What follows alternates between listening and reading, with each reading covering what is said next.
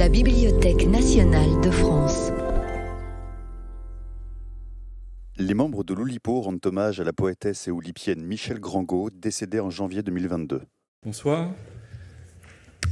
Cette séance sera consacrée intégralement à Michèle Grangot, qui nous a quittés voici peu. Michèle Grangot était cooptée à l'Oulipo en 1995, mais comme tous les oulipiens, elle était oulipienne depuis toujours. Michèle aimait à dire qu'Anagramme était le nom du pays où elle était née. Un pays où toutes les lettres sont égales. Elle avait quelques années plus tôt publié quelques livres autour de ce jeu de lettres, dont le très beau Memento Fragment.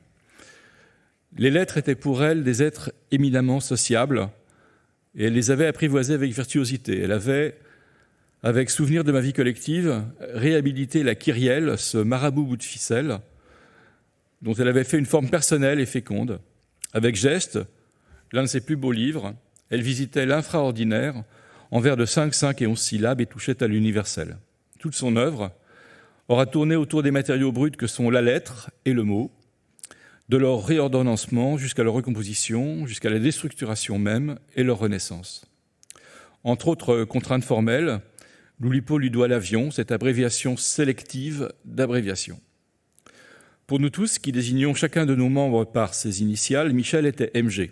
Voici une dizaine d'années, elle avait, dans un documentaire d'Arte réalisé à l'occasion du cinquantenaire de l'Oulipo, déclaré que l'ouvroir était sa famille, une famille. Si la maladie l'avait éloignée, nous étions tous fiers et surtout heureux que Michèle en fasse partie, et nous l'aimions. Elle est désormais, selon la formule consacrée, excusée aux réunions de l'ouvroir, ce qui est notre façon triste et gaie de dire que si Michèle n'est plus, MG sera toujours, et cette séance, donc, je le disais, lui est consacrée.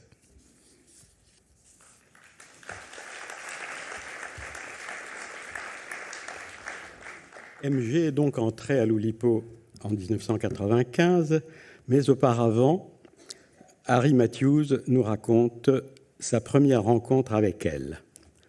Novembre 1993.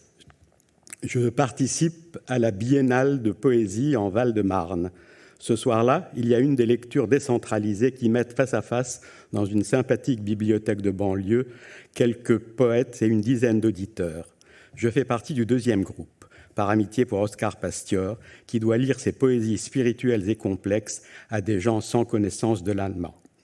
Aux portes de la bibliothèque, j'aperçois une petite femme, appartenant visiblement à la catégorie poète, dont le regard pénétrant, discret et doux m'attire fortement.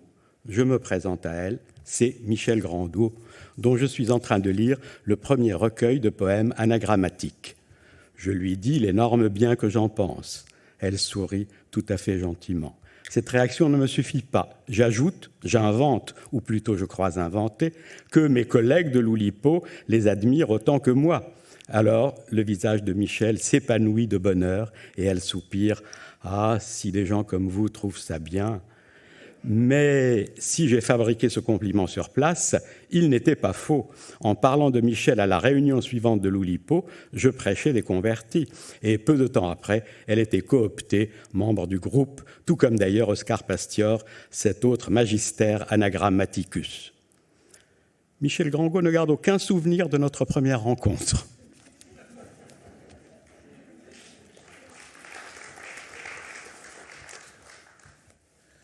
Depuis 2005, je tiens un journal quotidien. Dans une sorte de plagiat par anticipation des calendriers de Michèle Grangot, il est organisé par date calendaire, c'est-à-dire que j'écris chaque jour à la suite du même jour de l'année précédente. Je vais vous lire quelques extraits de ce journal. Janvier 8. Au cours d'une réunion chez Valérie, elle demande si un jeu de Scrabble est un objet oulipien. En création, elle anagramme multiplement Saint-Germain-des-Prés. 9. Je lis calendrier des fêtes nationales dans ma baignoire. Je constate que ces calendriers sont écrits comme mon journal. 16. Par un message de Frédéric, j'apprends qu'elle ne viendra plus aux réunions. 18. Au cours de la réunion 735 de l'Oulipo, je lis des passages de ce journal qui lui sont consacrés. 28. Nous discutons par courrier électronique de la barbe des poilus et de division harmonique. 31. Elle m'envoie des anagrammes de « le théorème du perroquet », port et rue de quel Homère ? D'après ces statistiques, me dit-elle, j'aurais dû être écrivaine plutôt que mathématicienne. Février 11. Avec elle, dans la loge de l'auditorium de la BNF, je prépare ma première lecture publique comme oulipienne. 25. Hospitalisée, elle ne peut participer à la réunion chez Mireille. Mars 2. Je n'irai pas à Lille, mais j'écris un court texte d'hommage. Me voici seule. Mai 20. Elle est déjà là quand j'arrive dans la loge de la BNF. Juillet 7. Je vais aux Archives nationales à Pierrefitte. En sortant du métro, au bout de la ligne 13, sa belle anagramme « Seul astre exact, un livre » me saute au cœur. 10. Elle ne réussit pas à nous rejoindre à la réunion chez Jacques. Août 28. C'est ma première réunion comme oulipienne et chez Marcel, et elle est là. Septembre 1er. Un rendez-vous manqué avec Harry pour aller la voir à l'hôpital. Octobre 1er. À la soirée Karadec à l'Arsenal, elle dit qu'elle s'est perdue la veille et n'a pu arriver à la réunion. Elle demande à chacun quand la prochaine aura lieu. 11. Elle a confondu la rue Léon Delhomme et la rue de l'Ambre. Elle est arrivée en retard à la réunion chez Anne. Je rentre en métro avec elle. 24. J'imprime le compte-rendu de la réunion d'hier pour le lui envoyer par la poste. Novembre 15. J'offre les temps retrouvés, un cadeau de mariage, à un de mes collègues. Décembre 2. Elle arrive en retard à la préparation de la lecture nain et lit des anagrammes. Olivier a envoyé un texte à lire à 8. Elle doit faire dormeur et elle s'endort. Hervé doit faire simplet et il oublie. C'est un grand succès. 13. En allant à la réunion chez Mireille, je vois Frédéric qui l'attend au métro, mais elle n'arrive pas. 19. Je suis invitée d'honneur à une réunion de l'Oulipo. Je fais sa connaissance. Elle anagramme Les petits chevaux de Tarquinia parce que j'ai cité ce livre dans un de mes articles. 22. J'achète les 2 volumes des calendriers, qu'on n'ira pas ce soir, mais ce sera pour la prochaine fois.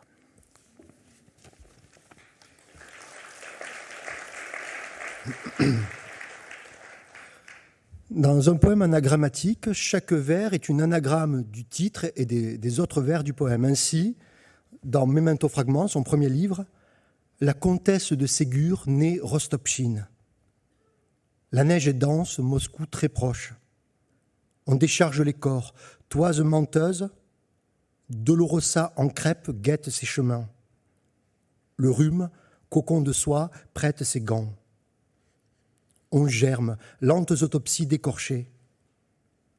Le crachin s'estompe, route songée des Indes, empesée, le toucher et son cargo. Ses poches, de la morgue et son sentier, comète, les charognes pour destinée.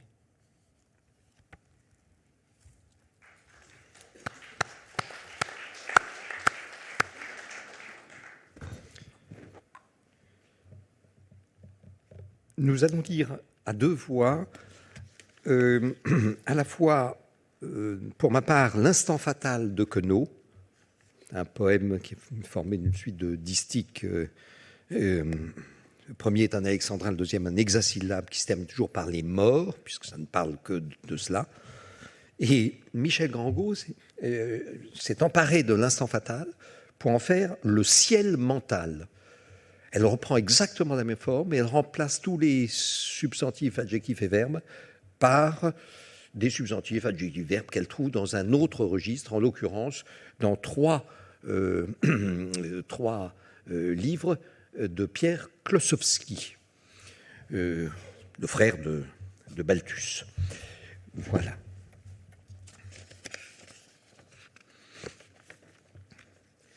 Quand nous pénétrerons la gueulette de travers dans l'empire des morts, dans un orbe de mots, avec nos verrues, nos poux et nos cancers, comme en ont tous les morts, au bout de nos pensées, nos noms et nos repères, comme en ont tous les mots, Lorsque narines closes on ira dans la terre rejoindre tous les morts. Puisque production noire on voudrait dans la sphère enfermer tous les maux. Après dégustation de pompes funéraires qui aspergent les morts. Avec séparation de blancheur singulière qui ordonne les mots. Quand la canine molle on mordra la poussière que font les os des morts. Quand la conscience nette on verra la matière qui fait les creux des mots. Des bouchons dans l'oreille et le bec dans la bière, abreuvoir pour les morts. Des objets dans l'espace et le corps sous la pierre, visage pour les mots. Et le cerveau mité, un peu genre gruyère, apanage des morts. Et le spectre malin, en fait secret pervers, essoufflement des mots. Quand le chose flétrit les machines précaires, guerre baise les morts. Quand le sein vit levé, les syllabes légères, autant feignent les mots. Et le dos tout voûté, la charpente angulaire, peu souple sont les morts. Et le jeu bien vécu, la légende adultère, peu membrus sont les mots.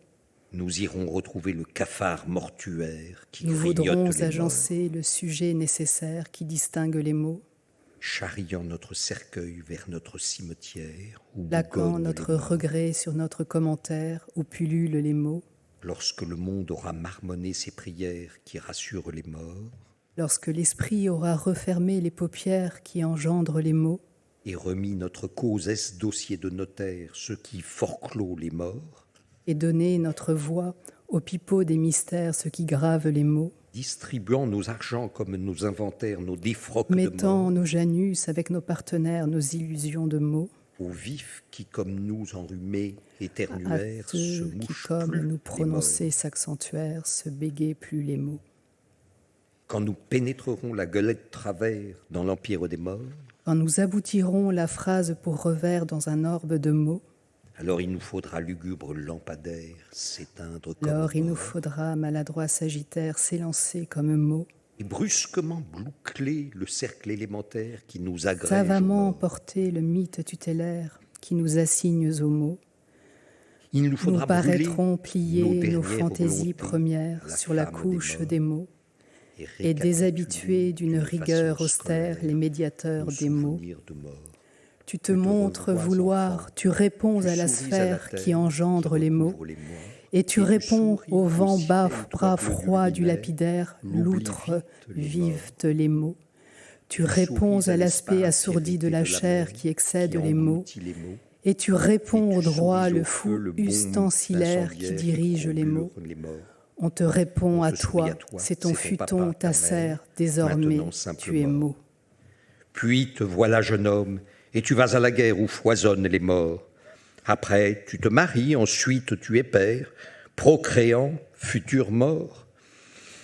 Tu as un bon métier, tu vis et tu prospères en profitant des morts. Te voilà bedonnant, tu grisonnes, gros père. Tu exècres les morts. Puis c'est la maladie, et puis c'est la misère. Tu t'inquiètes des morts, toussant et tremblotant, tout doux, tu dégénères. Tu ressembles aux morts. Jusqu'au jour où, foutu la gueulette de travers, plongeant parmi les morts, essayant d'agripper la sensation première qui n'est pas pour les morts, S'efforçant d'aspirer l'orthodoxie dernière qui n'est peu dans les mots, désireux d'oublier le vocable arbitraire qui désigne les morts, décidant d'abriter ce parfum solitaire qui anime les mots, tu veux revivre enfin la mémoire plénière qui t'éloigne des morts, tu peux saisir enfin la démesure entière qui t'assimile aux mots, louable effort, juste tâche, conscience exemplaire, dont sourient les morts, car grand spectacle, haute vue, puissance tutélaire que gardent les mots, car toujours l'instant fatal viendra pour nous distraire. toujours le ciel mental viendra pour nous abstraire.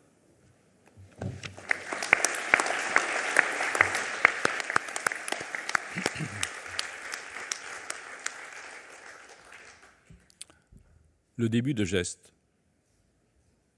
La salle d'attente est tout à fait vide. Curieusement, les fauteuils sont très présents.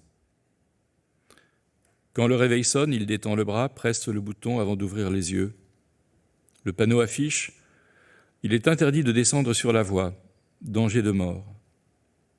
Le tonnerre gronde, la braise rougeoie, la cigarette n'est fumée qu'à moitié. Ils vivent dessus, ils vivent dessous, ils se croisent sans se voir au carrefour. Le train va partir, il court sur le quai en marmonnant des mots incompréhensibles. Elle étend le linge sur la corde à linge, les draps claquent en vol vers le ciel de vent. L'oiseau bat des ailes, il n'avance pas, il reste en l'air immobile et bat des ailes. Fatigue et sueur, tympan défoncé, paume des mains pressant le marteau-piqueur. Il fera très beau, nous irons au bois plein de sacs en plastique et de papier gras. Assis sur le banc, jambes écartées, il regarde le sol entre ses chaussures. Reste encore 1 heure avant la sortie. Elle tourne son regard vers la fenêtre. Le sac de voyage pèse sur l'épaule. Il y a dedans des souliers et des livres. Elle ne sait plus quel jour on est. Il lui semble que c'est un jeudi aujourd'hui. Un désir d'amour sans objet précis, envie de se frotter contre un autre corps. Classe d'apprentis, les handicapés avec les nationalités étrangères. Le lac, dans le rêve, était lisse et blanc. Une menace obscure agitait le fond. Horizon lointain de ce pays plat, on part à la voix basse derrière les murs. Pavillon banlieue, ils ont acheté entre les immeubles et les terrains vagues. Il pleut, il a plu, il pleuvra. Ils marchent la tête baissée, passagers sous la pluie. Faire le ménage, c'est tout effacer. La crasse, la trace, l'idée de la mort. Ils prennent le bus pour aller en ville, odeur de caoutchouc et soupir des portes. Elle coupe la poire en gros morceaux qu'elle met à pocher dans de l'eau sucrée. Ils étaient nombreux à faire la fête. Victoire de l'équipe en Coupe d'Europe. La sirène teinte. C'est une ambulance. Dans l'embouteillage, quelqu'un va mourir. Les feuilles des arbres palpitent. Le vent s'envoie en l'air avec du papier journal. Elle se retourne contre le dossier du fauteuil, les yeux fermés, pouce à la bouche. Il crie « Attention !» mais trop tard. L'enfant est déjà renversé par la camionnette. Épis de maïs sur le brasero grille. Il en émane une odeur très douce. Assise par terre, elle tend la main, la fillette endormie en travers des jambes. Il se baisse pour nouer ses lacets. Ses doigts tremblent très fort et sa vue se brouille. Le chapeau de paille avec le ruban bleu sombre qu'elle porte est un souvenir. Petit matin froid, l'eau de la bouilloire n'en finit pas de commencer à frémir. C'est devant l'évier, debout. Avalez vite les comprimés antidépresseurs. Distributeur de bouchons à oreille. Pressez le bouton, ils viennent dans la main. Il sort pour pointer à la NPE. D'avoir trop fumé, il a le cœur qui bat. Elle ne veut plus ouvrir ses volets, ne veut plus sortir, ne veut plus de lumière. Il écrit « Tu sais », puis pose le feutre pour réfléchir, allume une cigarette. Elle trempe le bout des doigts dans l'eau pour se sentir baguée autour des phalanges. La population est répartie sur le papier en cercles de diverses tailles. Une larme perle entre ses paupières, se renfle puis glisse le long de la joue. Slip et soutien-gorge sont mis à tremper dans l'eau savonneuse où les bulles s'irisent. Se tournant le dos, ils se déshabillent, nus à la renverse, roulent l'un vers l'autre. Elle ouvre la porte, entre dans la chambre, allume la lumière, aperçoit les corps. Sur le bas-côté, gravillonné de la route, il y a le chat, tête écrasée. Elle s'aperçoit dans la glace. Elle a des cernes sous les yeux et les joues blafardes. Les feuilles froissées glissent sur les pierres tombales et volent aux pieds des passants. Il faut se lever. Il faut remuer ce gros sac de chair et d'os ankylosé. Il tend le briquet, il lui tend la flamme, en lui caressant la joue du bout des doigts. Elle est partie sans se retourner vers ce qu'elle quittait, ne voulait pas pleurer. La mouche, au carreau, ses pattes tressaillent, elle sort sa trompe et suce on ne sait quoi. La photo est prise. Sur la plage, ils ont formé une pyramide, on les voit rire. Elle se dit qu'elle n'arrivera pas au rendez-vous à temps, ils n'attendent pas. La lance à eau sur les affiches de la palissade, bout de papier qui vole. 1, 2, 3 et 4, 5, 6, 7, 8, 9, 10, 11. C'est trop pour les doigts de l'enfant. C'est le matin. Dans tous les bureaux, on se dit bonjour avec convivialité.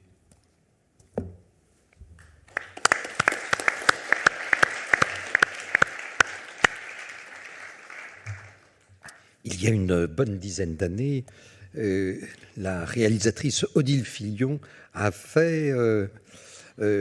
conçu avec Loulipo une espèce de balade poétique dans Paris. Ce furent 31 films, très petits films de 2 à 3 minutes, guidés, conçus chacun par un Oulipien qui choisissait sa rue, son espace, et qui disait ce qu'il évoquait pour lui, qui ne fut rien de touristique. Michel Grangot a fait 2 de ces films et nous allons présenter ce soir celui sur le passage Freud. Le passage Freud, un étonnant passage dans Paris, sous le périphérique vers Aubervilliers, une espèce de tunnel. Et Michel avait très, très sciemment choisi ce passage pour y dévoiler la chose suivante.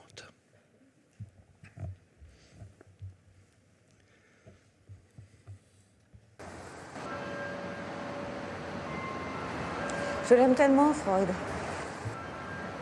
C'est mon père chéri, vénéré, adoré. J'ai fait une psychanalyse avec lui. C'était en lisant l'interprétation des rêves. Il m'a délivré de symptômes névrotiques que j'avais, qui étaient très désagréables pour moi et qui ne sont plus jamais revenus. C'est dans l'interprétation des rêves qu'il explique très clairement les mécanismes du cauchemar.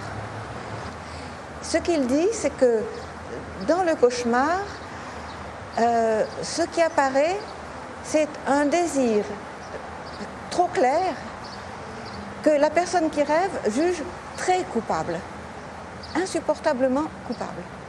Depuis la petite enfance, je faisais des cauchemars très régulièrement, pas toutes les nuits, mais quand même assez souvent. Je me souvenais toujours de mes rêves au réveil. Je faisais des rêves souvent très très beaux, magnifiques, en couleurs très vives, très agréables. Et puis de temps en temps, ça tournait mal.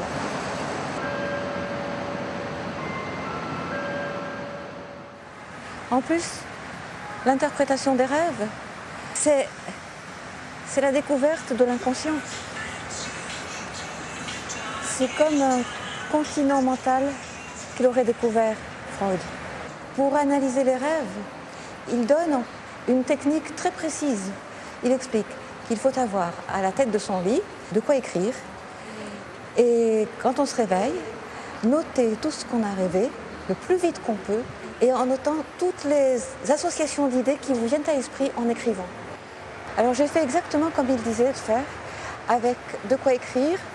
Et dès que je me réveillais, je notais le plus vite que je pouvais tout ce qui me venait à l'esprit. Je rêvais que j'étranglais ma grand-mère. Je rêvais que j'étranglais ma grand-mère. En réalité, c'était ma mère. Elle était très intelligente, ma mère. Et je l'aimais beaucoup. Et surtout, je l'admirais beaucoup. Et ma mère, je pense que c'est grâce à elle que je suis devenue écrivain. Ma mère.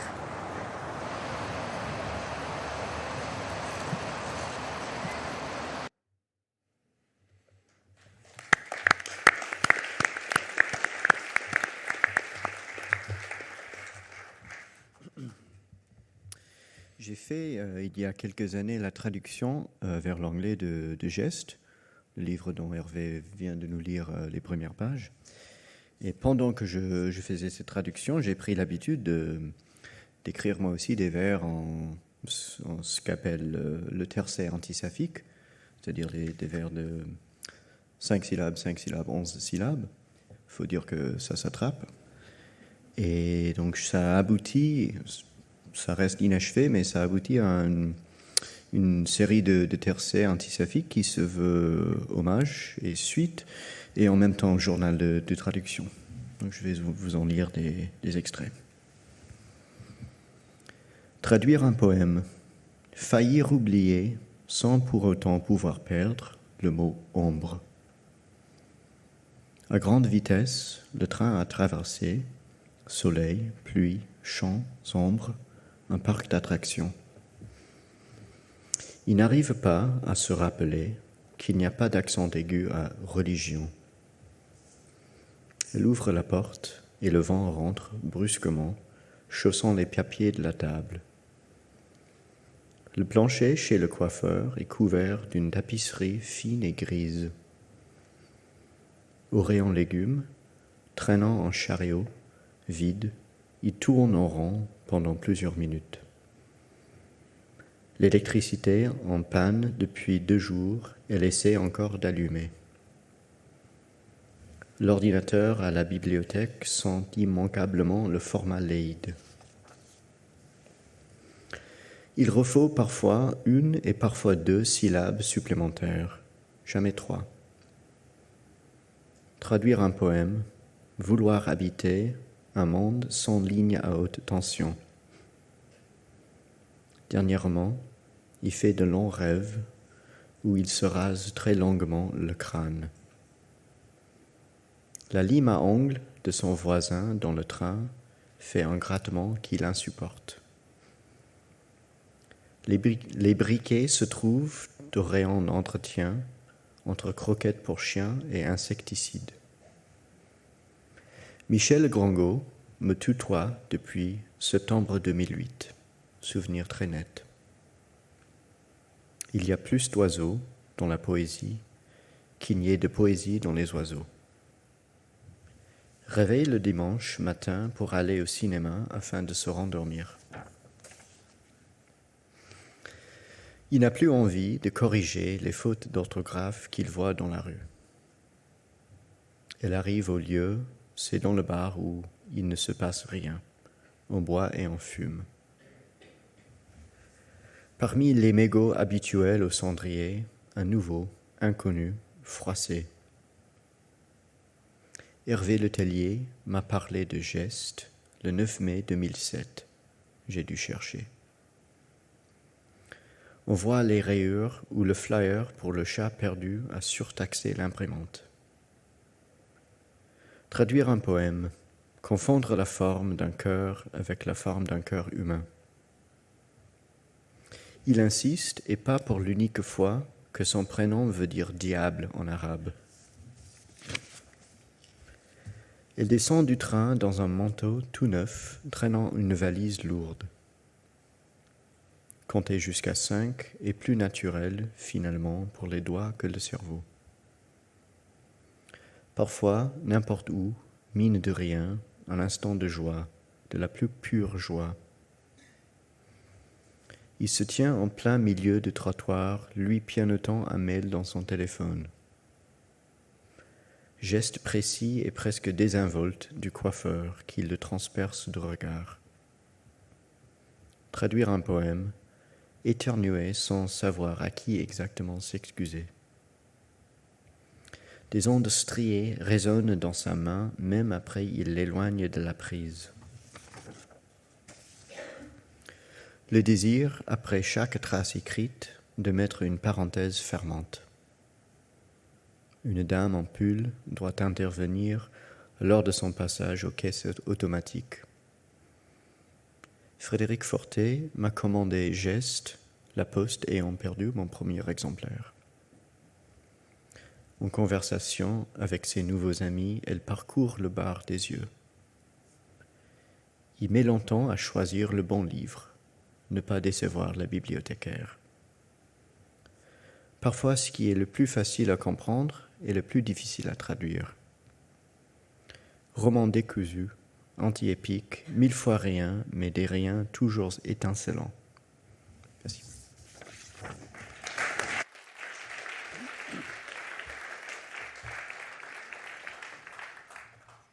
« 1990, le deuxième livre de Michel Grangot, Station Anagramme. Elle prend un certain nombre de noms de stations du métro parisien. En général, le plus souvent deux noms à coller, parfois un seul, parfois trois. Et il y a plusieurs traitements anagrammatiques qui suivent, vous allez voir. Malakoff, rue Étienne Dollet. Faulkner, monte, folie datée. Flinflon, remake de Tatoué. Mal, un effort, on a été le kid. Le mocha fin fond de l'autre été. Jules Geoffrin, Château-Landon. À la fin, juste un fjord, la noche. Voltaire, Léon Blum, on voit le mal brûler, on voit la mer bulle. Parfois, à l'inverse, elle commence par les traitements anagrammatiques en terminant par la source. Préhanter ton décor, photon écran d'être, ton chardon répété, Rhône, ton parc d'été, porte de Charenton. Maubert, mutualité, Baume lit ta rumeur. Pardon. Baume lit ta tumeur. Rue du Bac, porte de Versailles, Saint-Marcel. Ramé, boulevard des Capucines, littéral. Travaille le corps macabre du désir, tu es né. Râle lacéré en caviar de les bruits du temps. Sur un bloc à lettres, décrire la vie, pas d'âme. Balzac, Rodin, la main étrange réalise l'autre. Gare Saint-Lazare, Béraud, Cardinal Lemoine. Il n'y a pas de station Balzac, Rodin, je crois. Guy Moquet, Le Pelletier, Marcel Samba. Le muet qui parle tombe, glace, mystère. Le temps y traque l'ombre, agite l'écume. Lui comme la barre qui trempe le geste. Bas clameur et mer le geste olympique. Balaie le peu qui trace, gomme mystère. Alma Marceau, Porte d'Orléans, La Chapelle. Stéphane Mallarmé à l'arc au décor l'opale. Parlez là comme au corps hantera la dalle. La mort, l'eau sera le canal échappé. Saint-Marcel est lac marin. Saint-Lazare, Sancier d'Aubenton, Cézanne dans l'aube transitoire. Carrefour Pleyel, mairie de Saint-Ouen, Royaumont, la fuit, la pierre discernée. Ou crayon pétrifié, le leurre de sa main. Place d'Italie, pétale d'ici, là.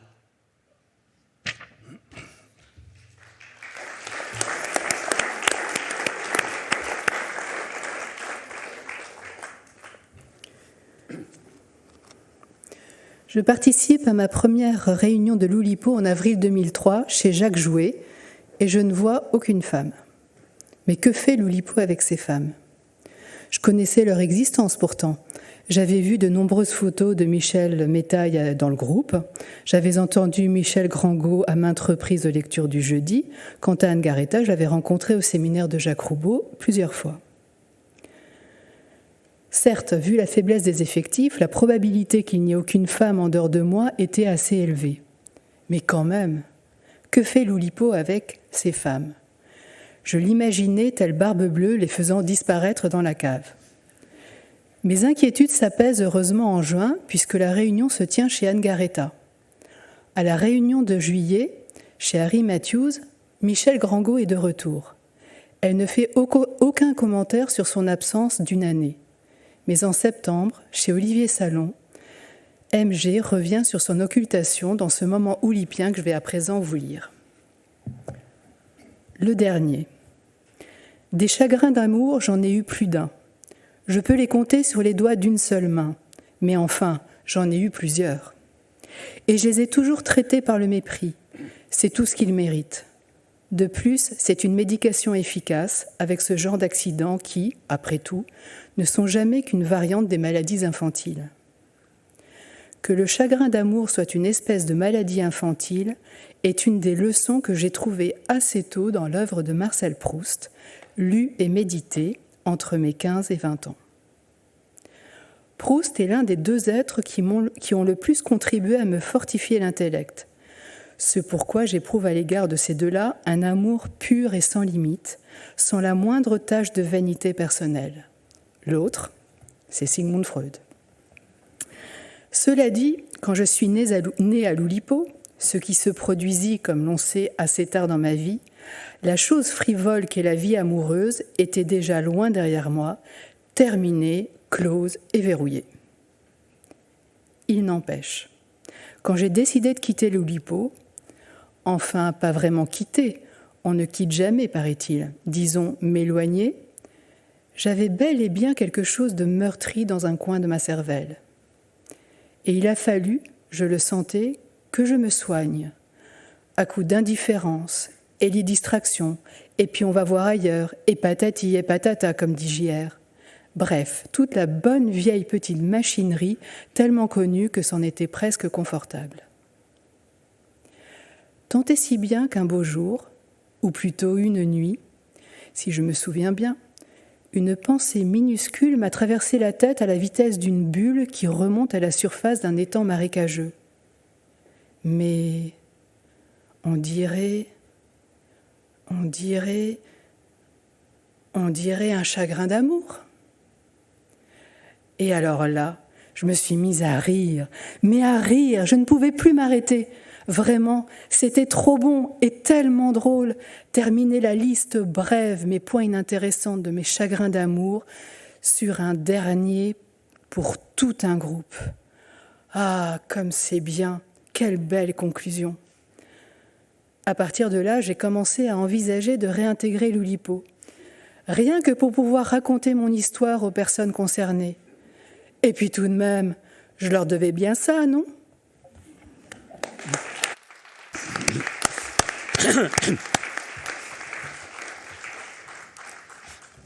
Pendant une assez longue période, l'Oulipo était invité régulièrement à Berlin pour donner des lectures. Et en 2000, avant le départ, Harry Matthews avait téléphoné à Michel Grangot pour lui proposer de l'emmener à l'aéroport dans son taxi. Et cela a suscité chez elle un certain nombre de réflexions qu'elle a mises dans un de ces moments oulipiens. L'avion se présente pour moi sous l'aspect à double face du dieu Janus. D'une part, il y a l'avion potentiel, abréviation du mot abréviation, qui est comme un bon ami désormais pour moi. L'avion métaphorique d'espèce voisine est également fort plaisant, qu'il serve à transporter une naissance, un voyage ou une découverte. Malheureusement, existe d'autre part l'avion réel, machine pesante et close qui s'élève dans le ciel, ce que je n'aime pas, car le ciel pour moi c'est le vide, et je ne m'y sens pas tant élevé que détaché, coupé du monde et menacé de chute par surcroît. Tout ceci s'imprime sous la forme d'un mal-être diffus, désagréable, comme peut l'être une maladie, un gros rhume déprimant mais sans gravité. Par là-dessus, il faut compter encore le poids de ce qu'on appelle la réalité, phénomène répétitif qui dégage trop souvent, et de plus en plus à mesure qu'on vieillit, un sentiment de lourde monotonie, alors qu'il est si agréablement facile et divertissant de voyager dans les livres. Tandis que dans la pratique, on est confronté à des obstacles de toutes sortes qui donnent du monde une image hostile, repoussante, ce qu'on appelle le réel, imposant des contraintes qui, au contraire de celle qu'on se donne librement et volontairement quand on écrit, reste purement négative, ne produisant aucun effet, mis à part le fait d'empêcher d'avancer. En somme, le mauvais rapport à la fois au ciel et à la réalité, confusément inscrit dans mon esprit, se traduit automatiquement par la peur de manquer l'avion, ce qui est certes déraisonnable, mais on sait que les traductions automatiques ne sont pas forcément les meilleures.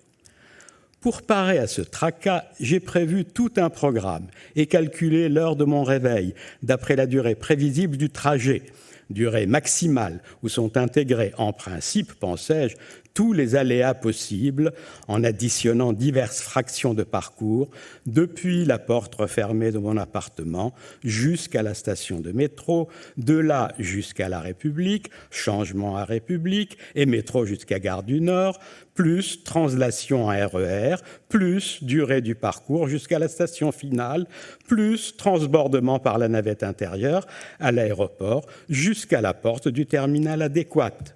En faisant l'addition des intervalles d'incertitude chiffrés au plus haut, j'aboutis à un total d'environ 3h30, ce qui, après tout, n'est pas excessif. Quand on songe qu'au XVIIe siècle, il fallait probablement une bonne journée pour faire le même trajet en diligence. Encore ce calcul fait-il preuve d'un optimisme probablement excessif, en excluant l'hypothèse où des employés déclencheraient à la dernière minute et sans préavis une grève qui paralyserait tout le réseau. Ne serait-il pas plus prudent, ne devrais-je pas réserver, au plus près du terminal, une chambre dans un quelconque hôtel Ibis pour y passer la nuit et être ainsi à pied d'œuvre le lendemain dès l'aurore? Ce serait là une solution qui présente apparemment l'avantage de la sécurité absolue. Mais, à y réfléchir avec sérieux, ne faut-il pas envisager aussi l'hypothèse d'un incendie dévastateur déclenché dans la nuit et après les pompiers, la police intervenant pour me retenir par un pointilleux interrogatoire, ce qui finirait quand même par me faire rater l'avion? Oui, l'hypothèse ne peut être écartée. Il faut donc renoncer à ce cas de figure. De même, dès le début, a été écartée l'éventualité d'un parcours par l'autoroute en bus, solution plus commode que le RER, mais nettement trop risquée, car on sait que sur l'autoroute, un accident qui bloque la circulation reste toujours possible. Tels sont les sentiments qui m'agitent quand Harry me téléphone et propose d'aller à l'aéroport en sa compagnie en taxi. Il me faut donc quelques instants pour accommoder ma pensée à un point de vue si nouveau, si inattendu. Dans l'état confus où je me trouve, le réflexe est de me dire que Harry lui-même pourrait être retardé et que devoir passer me prendre le retarderait encore plus et que finalement nous serions deux et non pas une seule à manquer l'avion.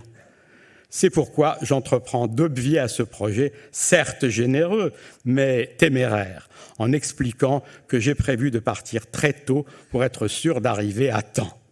Ma voix est faible, étant donné le puits de crainte et de questionnement d'où je commence seulement à émerger, non sans mal. Mais en revanche, Harry sait se montrer d'une apaisante fermeté, si bien qu'il suffit de quelques instants pour conduire cette affaire. Il est convenu qu'Harry passera me cueillir plus tôt qu'il n'avait prévu, ce qui me fait quitter mon domicile nettement moins tôt que je ne l'avais imaginé. Je n'aurai malheureusement pas le temps de vous lire toute la suite, mais c'est un merveilleux texte, et c'est Dans les moments oulipiens de Michel Grangau.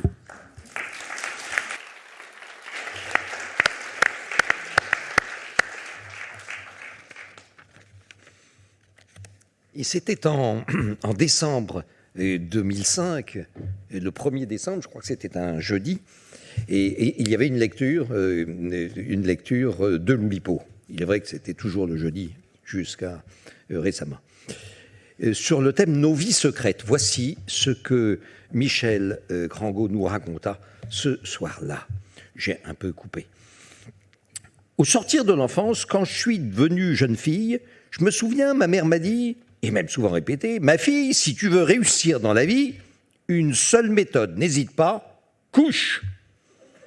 « Oui, maman !» que je répondais avec gaieté, car j'aimais bien ce bruit énergique, un peu chuintant de « couche », qui me rappelait vaguement le soupir d'une locomotive enfin arrivée au bout de son voyage.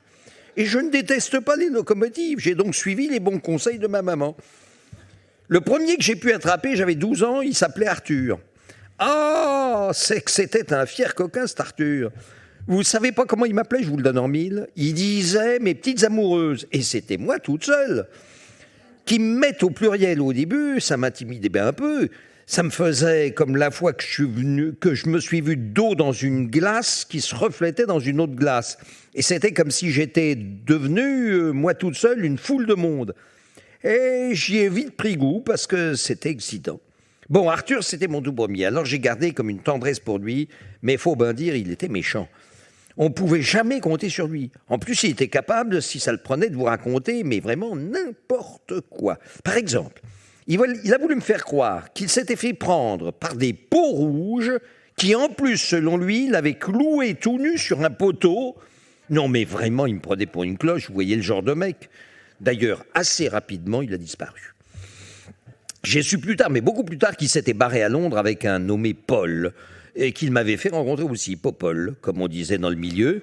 Un drôle de coco, celui-là, tantôt grenouille de bénitier, tantôt alcoolo à vous pisser son vinaigre au moins 3 fois par heure. Bref, le mec vraiment pas fiable, valait mieux l'éviter. Heureusement, il y avait Charles pour me consoler. Celui-là, un ben bon garçon, poli, honnête, propre et tout. Un très distingué, le Charles. Il m'impressionnait. Par exemple, quand c'était qu'il avait le bourdon, il disait pas comme tout le monde, j'ai le cafard, ou ben putain, comme une gueule de bois carbiné la vache. Non, ce petit mignon, il appelait ça son spleen.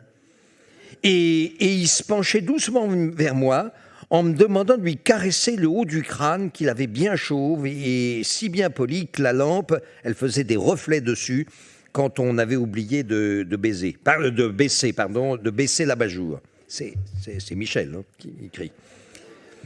Un bien gentil garçon qu'il était tellement bien élevé que si des fois il se sentait chaud, il me disait d'un ton mourant « Ah, je bande, attention, recule-toi ou je vais t'enculer ». Il était d'un prévenant que c'était pas croyable. C'était mignon tout plein, mais enfin, ça manquait un peu de piment. Et surtout qu'il n'était pas riche, le Charles. Il avait eu des revers de fortune qui m'a dit « Bref, heureusement, voilà le Joachim qui se pointe ». En ramenant drôlement sa fraise, oh ben lui, c'était un marrant. On est parti à Rome ensemble, qu'est-ce qu'on a rigolé.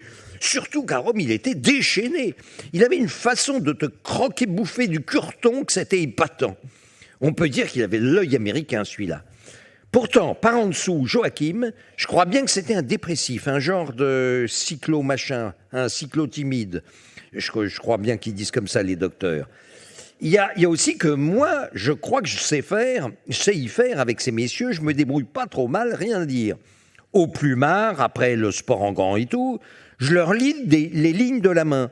Ça, c'est mon truc spécial à moi.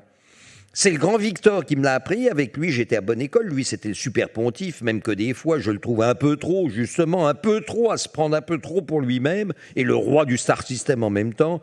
Et puis, cette manie qu'il a de toujours vouloir faire tourner les tables, tout en prenant des pauses, des fois qu'il y aurait un photographe dans la salle, mais bon, chacun est ce qu'il est après tout. Oui, bon, quand même, je peux pas m'empêcher de lui tirer ma révérence à chaque fois dans ma petite galerie personnelle de bons hommes.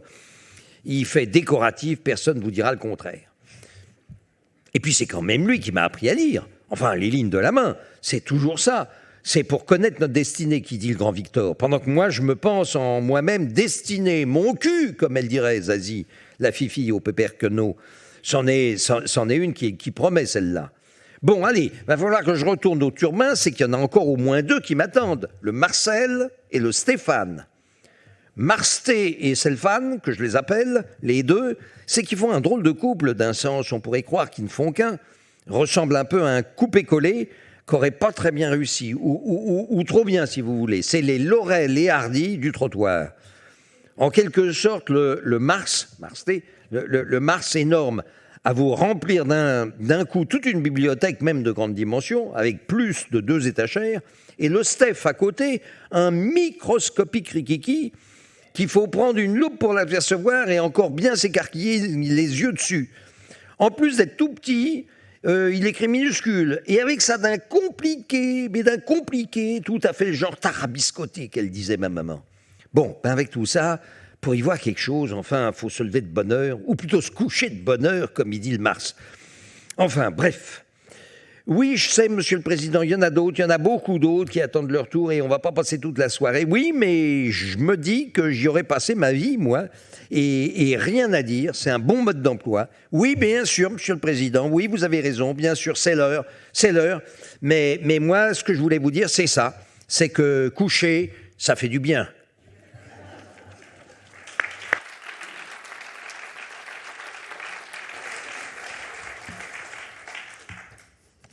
Un extrait d'état civil. Chaque mot, individuellement, est doué de sens. Mais ce sens reste vague et flexible tant que le mot se trouve isolé. Un mot n'est pas fait pour vivre seul. Vitré, en Bretagne, a de toutes petites fenêtres. Sur le panneau d'affichage qui est resté planté au milieu des dunes, on ne peut plus lire qu'un seul mot, antichambre. Embrun n'est pas au bord de l'océan, mais dans une vallée sombre des Alpes. Les mots entretiennent des relations entre eux. À l'arrière de la moto, arrêtée au bord du lac, elle consulte la carte. La sociabilité est le propre des mammifères supérieurs et des mots. La conjugaison des mots dans la phrase aboutit à la production du sens. Autour de l'aéroport, la végétation est exubérante, palmiers et grenadiers en fleurs. Les mots que les Chinois appellent les mots vides n'ont pas de sens par eux-mêmes, mais assurent et orientent la circulation du sens à l'intérieur de la phrase. Mot chinois appelle mot vide, dont sens, assure, oriente, circulation, sens, intérieur, phrase. Le ralenti montre le corps tendu selon une oblique invraisemblable au moment précis où la balle rebondit contre le bord de la raquette. Le sens de la phrase est déterminé par l'ordre dans lequel on dispose les mots. Sur le parking en bordure d'autoroute, il lève le capot de sa voiture pour photographier le moteur. Le sens d'un mot varie plus ou moins selon le mot et selon les circonstances environnantes. Sens, hôtel 2, façade en pan coupé avec 2 tourelles d'angle, toits en poivrière, voûtes flamboyantes. Les chiens des prairies, petits mammifères voisins des hamsters, vivent en groupe et se font réciproquement la toilette. C'est ce qui permet de jouer avec les mots. On en fait à la bourse ou dans les ouvrages de philosophie en 11 lettres. Devant le petit miroir accroché au mur, il exécute ses exercices de musculation en slip dans sa cuisine qui lui sert aussi de cabinet de toilette. Elle écrit « spéculation ». Une phrase est formée d'au moins 2 couches de conjugaison, celle des lettres et celle des mots. Depuis la terrasse, on aperçoit une foule bariolée entre le vert des touffes d'arbres. Je me demande toujours s'il y a une falaise à falaise. C'est bien possible, mais le contraire est possible aussi. Les lettres et les mots ne sont pas de même nature et leurs conjugaisons respectives obéissent à des lois tout à fait différentes. Rabat, site romain, muraille des Andalous, Casbah des Oudayas. Le vieil ouzbek a posé sur son turban brodé un casque avec écouteurs qui lui permet d'entendre la voix de Moscou. À Grenade, il y a des grenadiers. Le langage est une combinaison de combinaisons hétérogènes. Sur la plage, à Goa, la génisse blanche tourne le dos à la mer. En rêve, il me disait « C'est curieux, vous l'avez peut-être remarqué, vous aussi, c'est curieux comme les mots s'entendent entre eux. Vous prenez 2 mots, n'importe lesquels, vous les placez côte à côte. On pourrait croire qu'ils vont se tourner le dos, s'ignorer, mais pas du tout. Le contact passe immédiatement d'un mot à l'autre. Les mots sont vraiment beaucoup plus sociables que nous. A téléphone à B qui aime C, dont le fils, D, admire fanatiquement E, qui épouse en seconde noces F, qui travaille avec G, qui est l'amant de H, qui capte l'héritage de I, ami d'enfance de J, qui est l'oncle de K, qui aime L, qui épouse M, qui prend des photos de N, qui est modèle attitré de O, qui part en vacances avec P, qui descend de Q, qui est aussi ancêtre de R, qui, lors de son séjour à New York, rencontre S, qui lui présente T, qui donne un spectacle en duo avec U, l'ami de V, qui, dans ses fonctions de médecin légiste, examine le corps de W, assassiné par X, qui est soupçonné par Y, frère de Z, qui essaie en vain de joindre A au téléphone.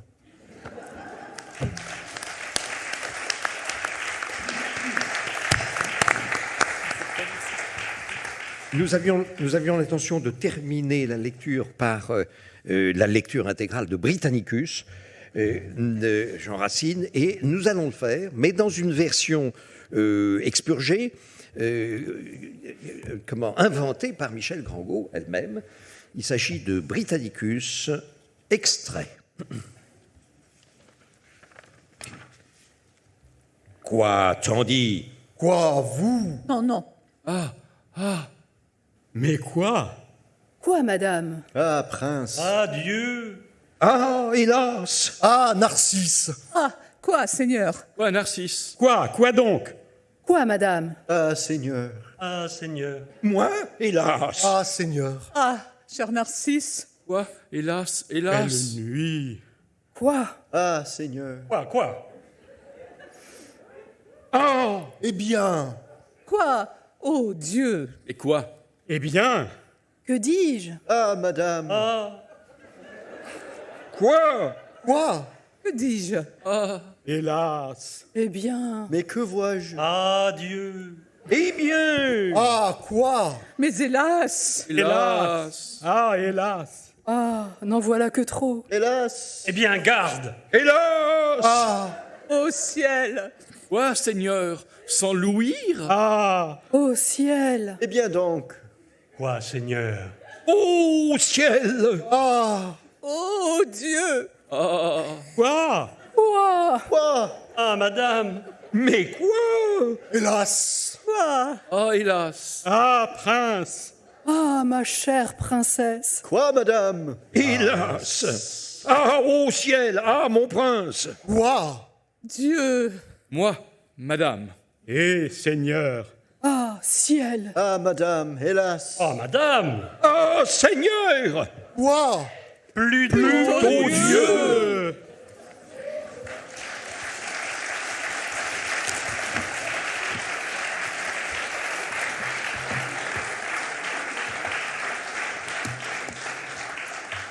Il s'agissait donc de Britannicus réduit dans l'ordre d'apparition à ses interjections, un travail effectué par Michel Grangot, qui était nettement plus drôle qu'elle ne le paraissait, qu'elle ne voulait le laisser paraître.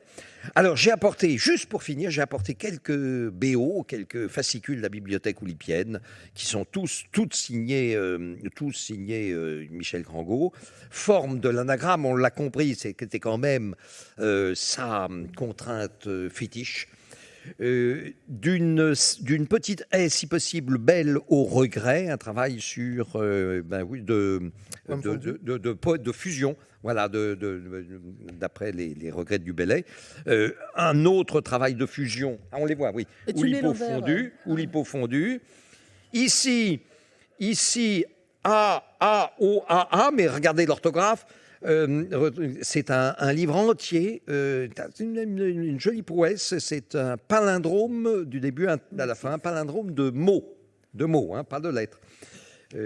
Si on lit mot à mot depuis le début jusqu'à rebours, eh bien, on retombe sur le même texte. Un voyage divergent, eh bien, c'est dans la fameuse série des voyages d'hiver et ses suites.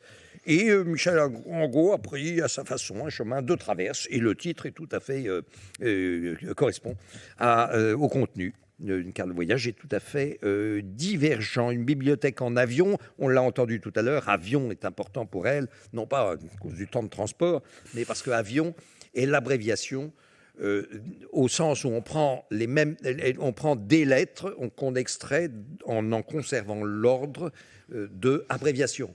Partez de abréviation, vous prenez quelques lettres, et bien vous pouvez fabriquer dans le bon ordre avion. Voilà. Et puis millésime 1 et millésime 2. 2 qu'elle a fait à partir d'un dictionnaire des mots, des dates d'apparition. La datation des mots dans le Robert historique. Voilà. Et le premier millésime, c'est avec des morales élémentaires. Et le deuxième, avec des haïkus et tankas. 20h00. Merci. Au mois prochain, deuxième mardi du mois de mars. Ça tombe exactement le 8.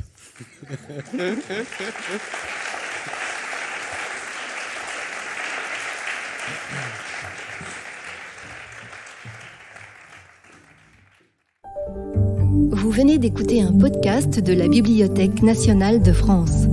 Retrouvez les conférences, rencontres et créations de la BNF sur toutes les plateformes de podcast ainsi que sur le site bnf.fr.